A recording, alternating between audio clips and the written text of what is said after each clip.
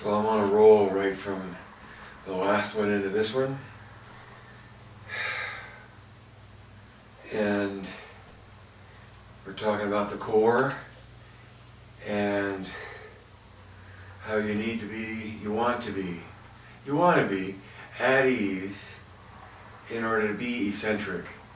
So in order to start from some middle and work out from there, you can't be at tension at your extremities or your middle if you're trying to come from your middle outwards.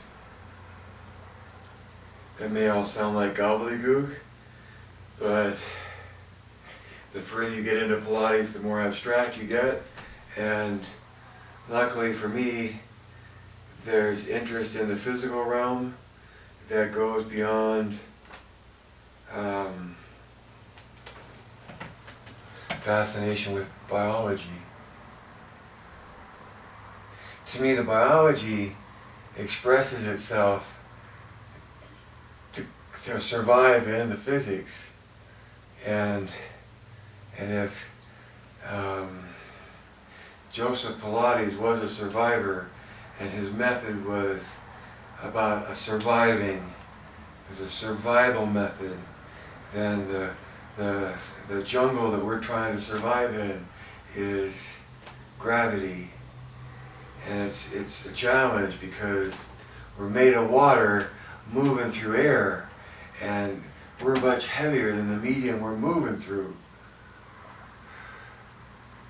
And so the easier we can make that, not only the better chance of survival, but the more joy we have in the experience of being human.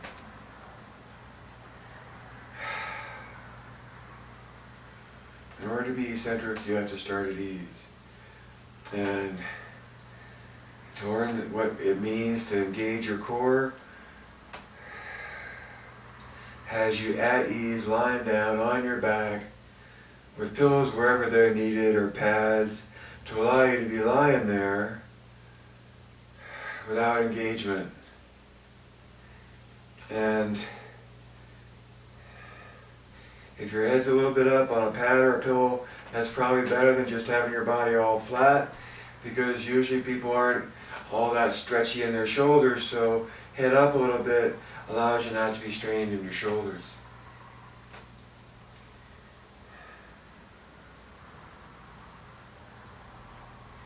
So here's where I start teaching two sensations, and I tell a person to push their stomach out and be fat. And for as much as sometimes they're surprised at that instruction, they know exactly what to do, and you can see it, and they can feel it. Okay? And now that they've felt it one way, it's so much easier to say, pull your stomach in and be skinny, because they're pulling away from one extreme into what you hope they'll search for in another. Pull your, and then that's the last time you get to do that. But now pull your stomach in and be skinny. Right? That's a feeling. That's an effort. That's an engagement. Pulling your stomach in to be hollow.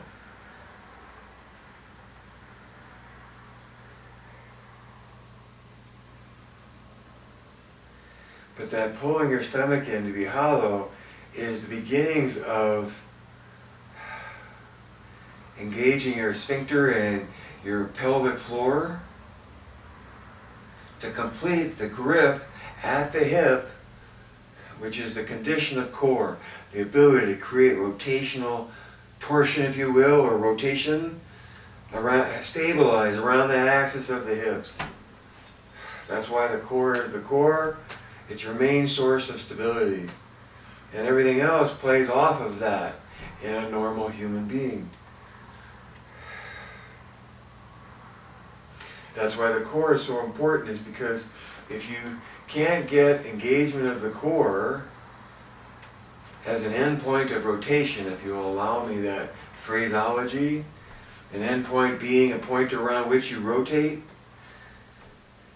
if you can't establish the one point of rotation to your hips, It's really tough to get the right stuff going on at the shoulders with another rotation around the axis of the shoulders to create oppositional spiral torsion spring tension, seeking the shape of the Cornu curve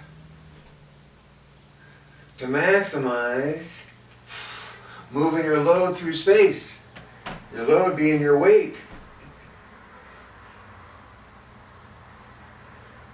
Controlling the roller coaster of your body. Now controlling the roller coaster, controlling your body on the out of control roller coaster of life. How about that?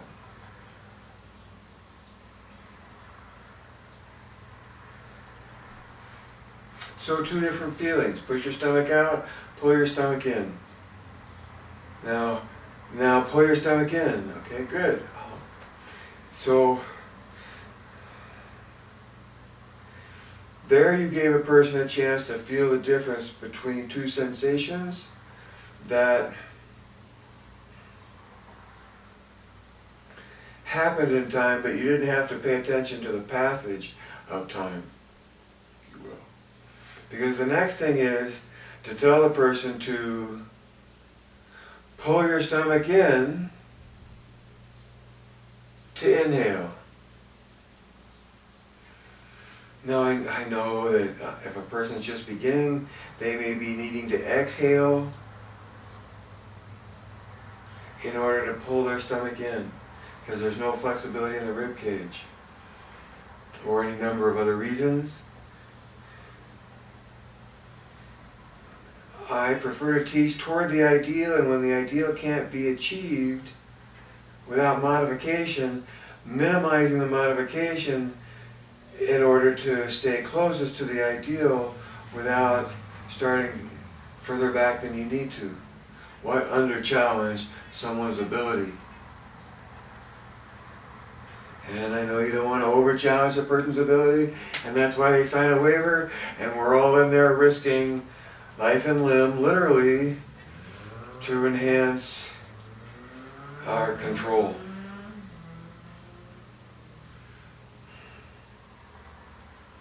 So much stuff just to talk about the core.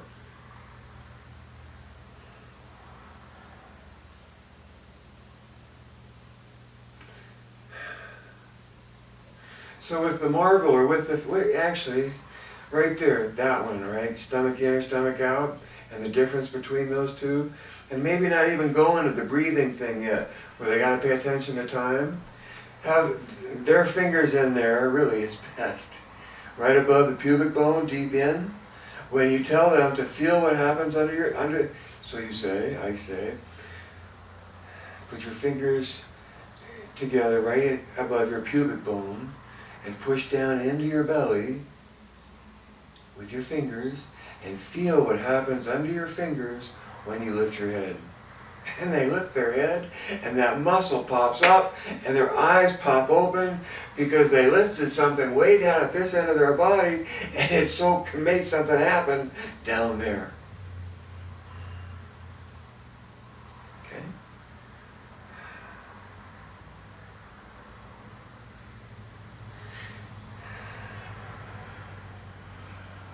Now here's where we make the leap in this little journey into contrology, is to say, okay, now this time,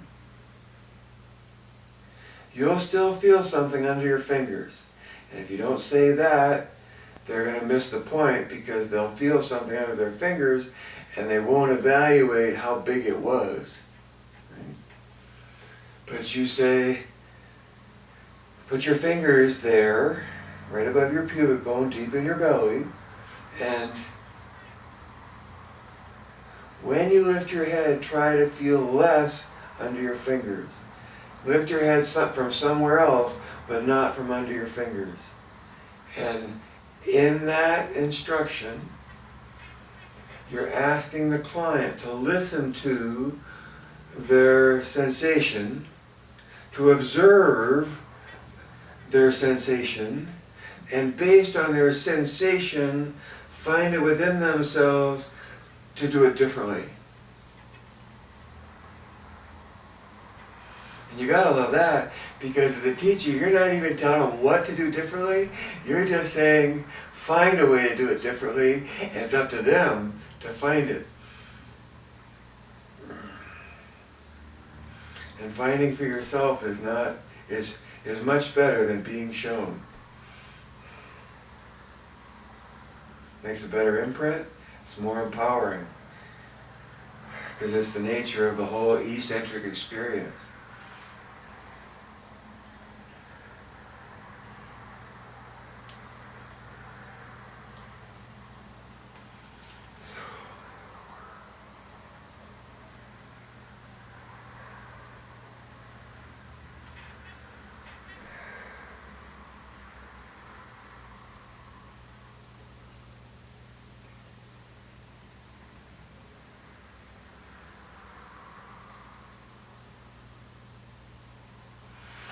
Real Pilates has to have the correct engagement of the core before the rest can happen. You have to establish one endpoint before you can reach out like Spider-Man throwing a net and create another endpoint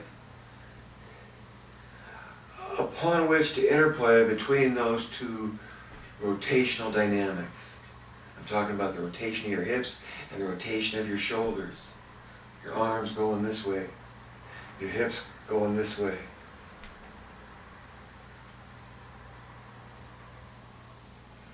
And so the core engagement is this ability to maintain an involutional grip with the musculature you've got in your pelvis. I mean, throughout the middle of your body, all that stuff.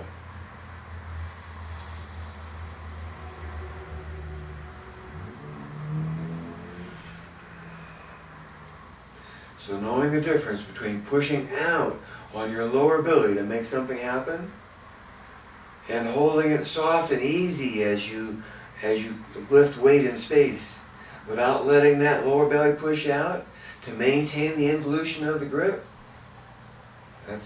That's establishment and maintenance of the core.